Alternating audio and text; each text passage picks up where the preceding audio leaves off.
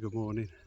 Today's live match is coming from the beautiful Monkhall in sunny Bridge North.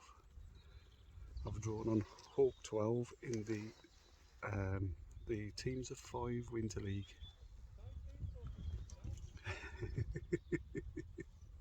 Somebody's having a go. I'll show you the peg. Let's get round there. So that's the pool.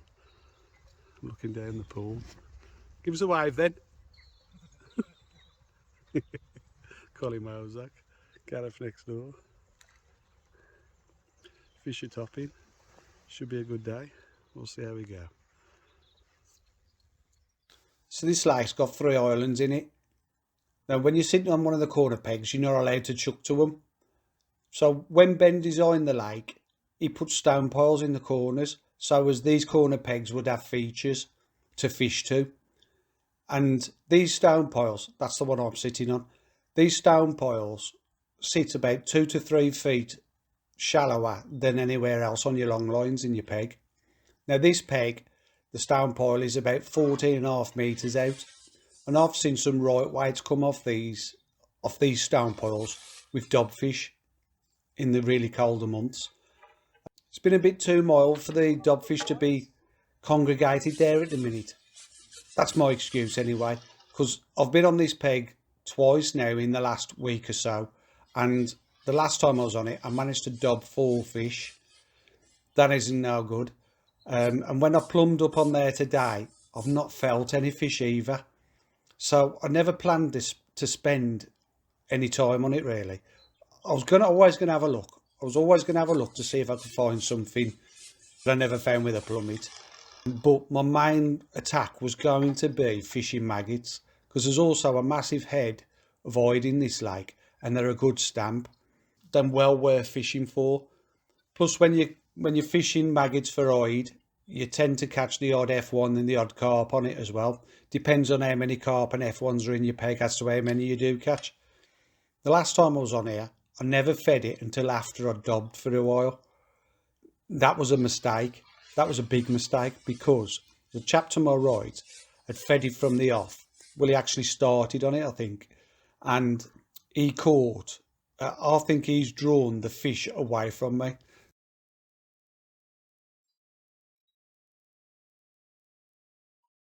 That was just a view of the stone pile where it is in the peg. Now, when I eventually got round to feeding maggots, it meant I've got to draw fish away from him, because I just believed that everything had gone to him. So once I did start catching, he stopped catching on it so well. So that kind of proved my theory. Anyway, on this match, I plan to have a quick look dobbing, which is what I did do, and I never had a single indication on it. I dobbed bread around the peg for a while, and I dobbed maggots around the peg for a while, and I couldn't get a bite. So I was always eager to get on the maggot. I started the match by potting in some maggots at 13 metres off to the right slightly, which is quite far away from the stone pile, to be fair. And I also plumbed a line to the left of the stone pile, short again at 13 metres, where I fed 4mm thin perfect pellets, because I thought they might want the pellet with it being so mild. The hard pellet, I should say.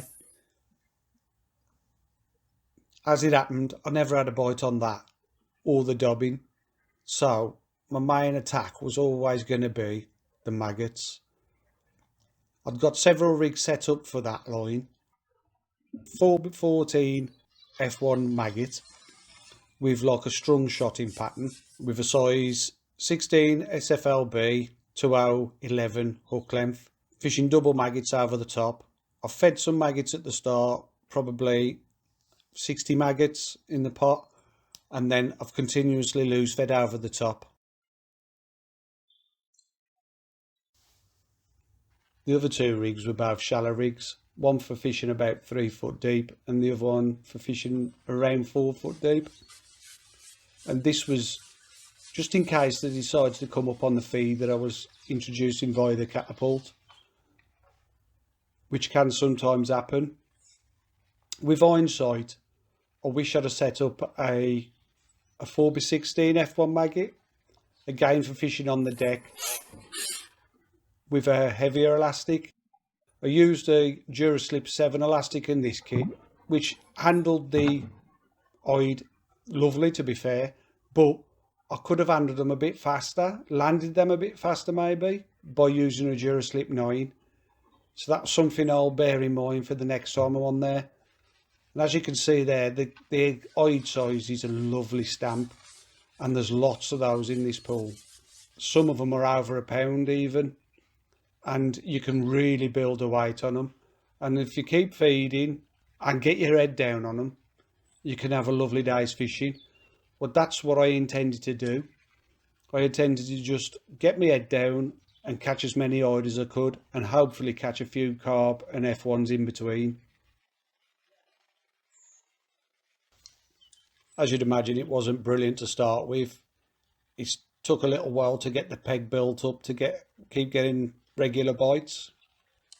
But by loose feeding, picking the rig up, dropping it back in, every now and then I'd get a bite. And like I say, I'm building the swim.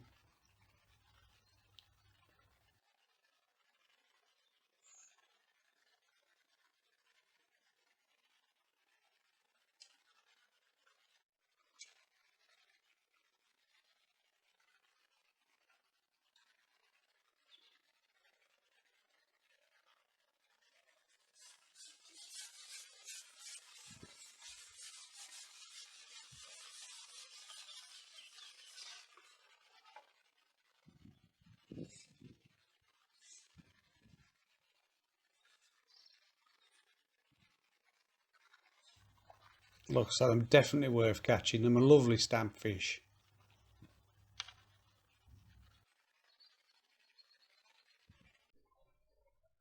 Less than 2 to the pound, I'd say, on average.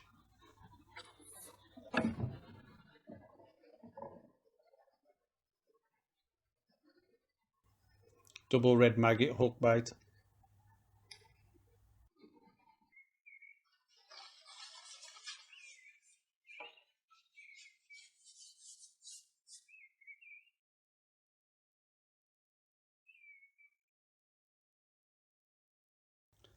It's worth noting at this point, I was probably last in the section. The chap on peg 11 was catching carp, odd carp on the waggler, chucking towards the island. There seemed to be a few fish there that was moving about there all the time. And Gareth to my right, he'd lost a couple. He'd had a couple as well, better fish. And then peg 14 and 1. Peg 14's another peg on the stones. He was catching. He'd had a couple of carp or F1s, bigger fish.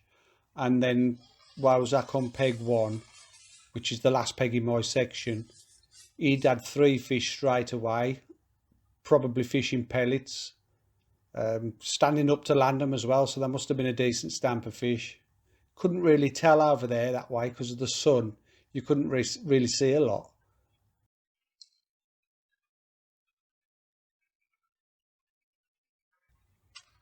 But by just getting my head down, I was sure I could make a dent on their lead, pull myself back into it.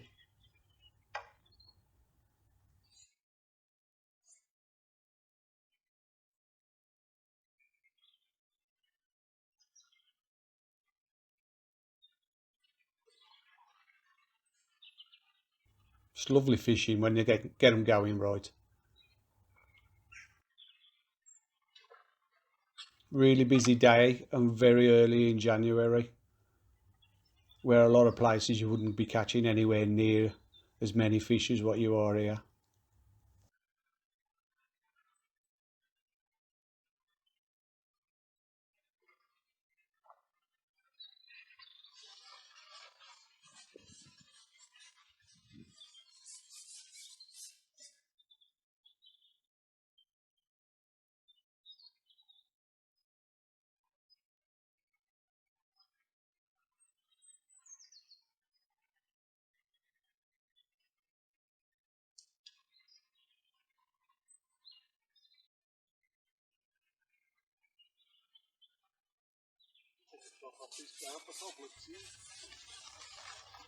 I wasn't quite happy with my catch rate, so I thought, well, plus I couldn't see my float, so I brought it back, took a little shot off, and I put a small cad pot on and filled it up with maggots to see if I could centralise them fish a bit more, home them in a bit more into my hook bait. Because as with loose feeding, you're going to get it a spread on the bait. So if I could narrow them down a bit by potting over the top, that should improve my catch rate, hopefully.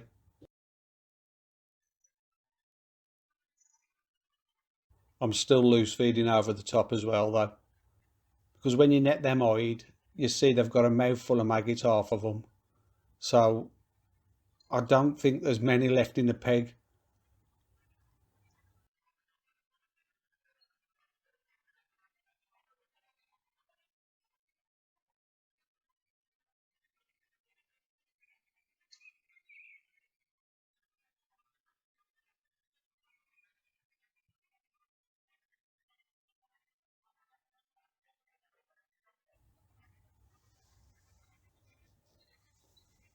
By putting that pot on, that's helped me get a bite quicker.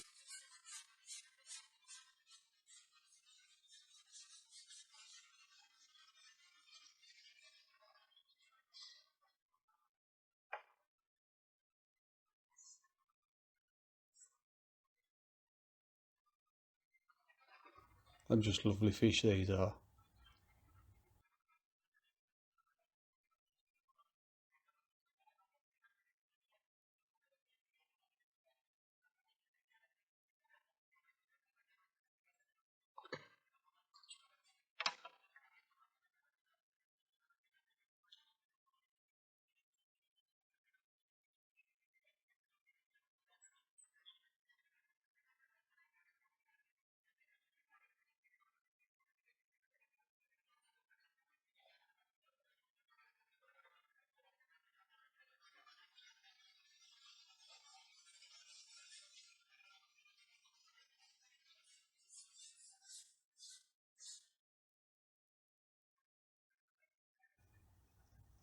So just to speed the process up, I was putting the rig in first so as it could start its fall, and then I was feeding. A lot of the time I was picking the rig up just as I felt the maggots were getting down towards the catch zone. I was picking the rig up and letting it fall again, and most of the time you get a bite doing that. We also changed the shotting pattern slightly. I've gone from a strung bulk to a bulk and two droppers, just so as I could get that rig down into the catch zone quicker. This is the first of the few F1s I did catch during the match.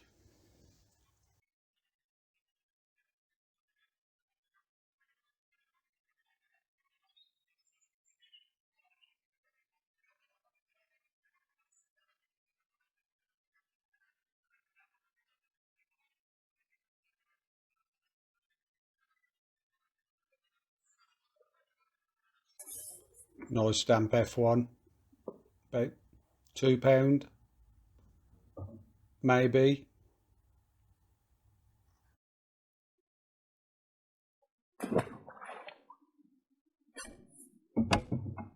Don't mind a few of them mixed in with all the hide. As you can see, I wasn't being negative with the amount of bait I was putting in. I was filling that pot up with maggots. There's probably 20 maggots in there. Give it a quick dip in the pool before I put the top kit on the pole, and that helps to stick them to the cup so you don't spill them on your way out. Put the rig in, then tap the bait in.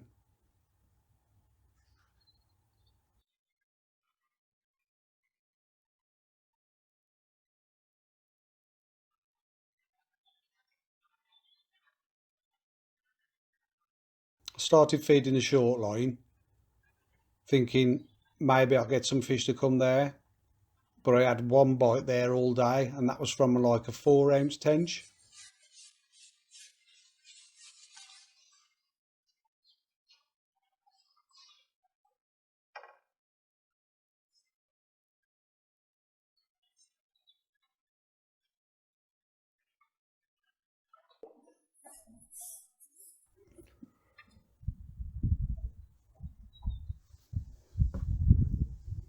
Lovely fish.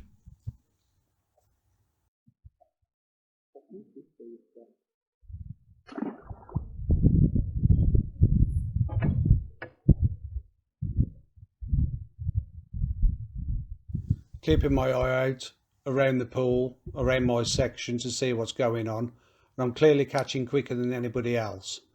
But there is odd better fish being caught on the other pegs. I'm not too concerned at the moment, but I've got to keep my eye on it.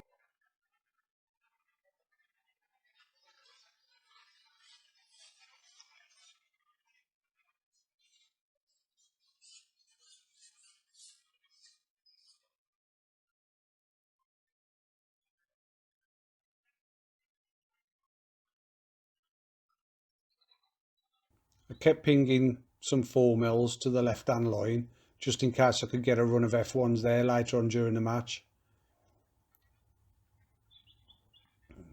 But I'm quite happy to carry on doing what I'm doing at the minute, putting fish in the net and them lovely stamp.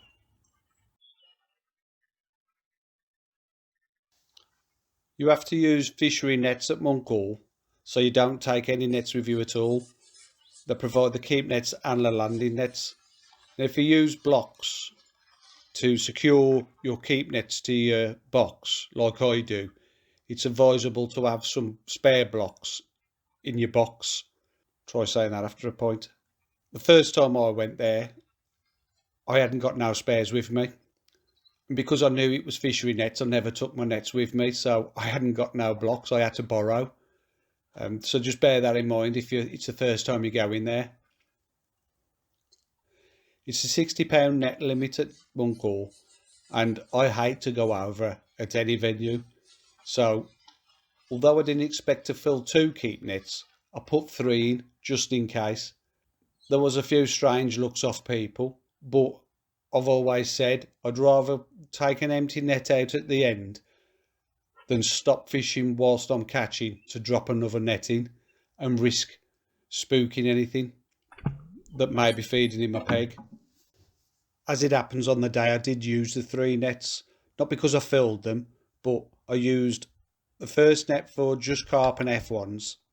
The second net, I counted 50 fish into it. And once I got to that 50, I stopped putting anything in there. I was just interested to see what them 50 fish would go. There was 48 eyed in there and 2 little tench. And then the third net, I carried on until the end of the match with. And I probably had about 30 fish in there.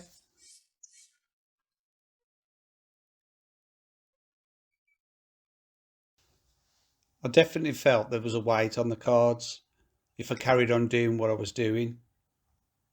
But I noticed that Gareth started catching some fish down his edge, carp and F1s, and I must admit it got to me a bit. It disrupted my concentration because I thought I could be in trouble here if these carry on catching. Well, I say these because Gareth had gone down and started catching some. Richard Lawson on peg 14, he'd gone down his edge and he started catching some as well. There weren't bagging there, although Gareth did have like 2 or 3 in quick succession. It wasn't one every bung, but like I say, it got to me. So I kept an eye on it for a bit and carried on putting fish in my net, but whilst keeping an eye on those as well.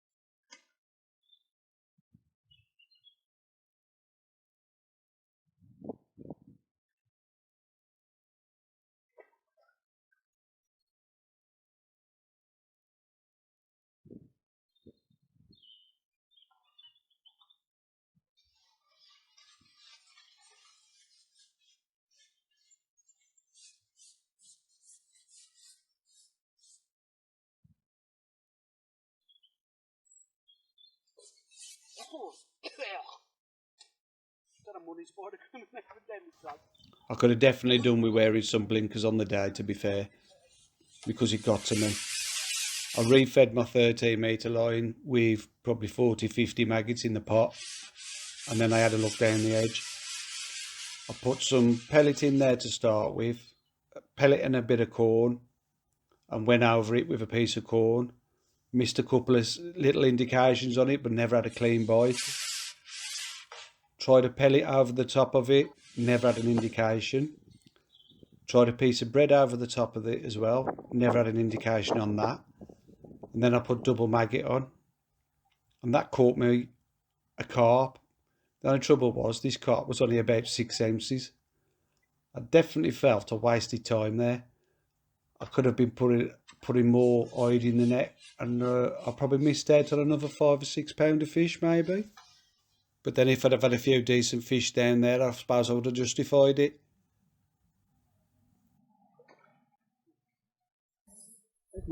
After catching that little carp, I started to ping some maggots down there instead of feeding pellets or anything else. And later on in the match, I did go down there and catch 3 F1s. I've spent a lot of the match on this one particular line, mostly on the deck, but there was a stage where I had a couple of indications and I felt fish were off the bottom. So I picked up the 3-foot rig, laid it in, it sat there for about 5 seconds and it's gone under, and I've had a carp around £4. Dropped it in again and had an F1 next chuck. I thought, here we go, happy days. But I couldn't get an indication again after that. So I picked up the 4-foot rig and had 2 big eyed on that before no more indications. So I've gone back on the deck and carried on catching. This video is the first 2 hours of the match. Unfortunately, although it looked beautiful now, the wind got up and it brought some clouds in and we had a downpour, and to be fair, I got absolutely soaked. My maggots were frothing and everything, and it wasn't ideal conditions for filming. The cameras were covered in water on the lenses and that, and the footage was obliterated, to be fair. So like I say, this footage is from the first 2 hours, but as you can see, I'm bagging, and it stayed like this all the way up until the last 40 minutes of the match, where it did slow down a bit. I ended up having to stop feeding with a catapult and easing off with how much I put in the pot, but I did maintain catching until the end of the match. Perhaps the rain put the fish off a bit, and it just meant that I had to be a bit more precise with my feed. So by stopping catapulting, helped me to keep them in close proximity to my hook bait. And it was also clear that I wasn't really going to catch many fish shallow, as I'd been feeding it for the duration of the match. So they'd had plenty of opportunity to come up if they wanted to. Come the end of the match, I ended up with 95 fish. And when the scales came round, as I say, I'd got them in 3 nets. I put my carp and F1s in a separate net, and those went £20. I think there was half a dozen F1s and one half decent carp about £4, and then that little tiny carp of about 6 ounces. I weighed in the 3rd net in second, which had probably got 30 odd fish in it, and they went about £22. And then the final net, which was the net that I counted the fish into, with 50 fish, there was 48 eyed and 2 little tench. They went £35. So it shows them a real good stamp fish and them well worth catching. Now I finished up with £78 and some ounces, and that was enough to win the section quite clearly as well. So if I'd have put the blinkers on, I'm sure I'd have had 90 plus pounds, but it never mattered in the end. Team wise, we won it on the day. We had unbelievably, we had first, second, third, and fourth in the match. I ended up fourth in the match, and then we had one poor result off a poor peg. So we ended up the day with 10 points to win the first round as well. So a fantastic day. Sorry it's not a full video, but conditions just didn't allow on the day. If you enjoyed watching this, please give it a thumbs up and subscribe to see more. Cheers.